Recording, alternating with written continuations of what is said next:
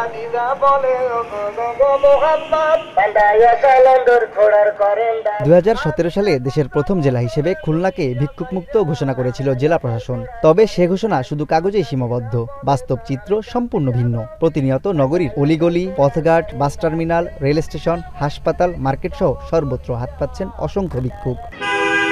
জেলা প্রশাসনের তথ্যমতে 2016 সালে 3595 জন ভিক্ষুকের নাম নিবন্ধন করা হয়। পরে তাদের মধ্যে 1,27,00,000 টাকার বেশি পুনর্বাসন সামগ্রী বিতরণ করা হয়। তবে অল্প দিনেই জেলার বেশিরভাগ ভিক্ষুক ফিরে গেছেন আগের পেশায়। কর্মে অক্ষমতা আর সহায়তা না পাওয়ায় সংসার চালাতে ভিক্ষা করতে বাধ্য হচ্ছেন বলে দাবি তাদের। কেউ রাগ করে, কেউ গালাগালি করে, এইভাবে দিন যাচ্ছে। আমাকে 5,000 টাকা ঘর ভাড়া দেওয়া লাগে, এই ইনকাম করে 300 টাকা 400 টাকা, এতে তো হয় না।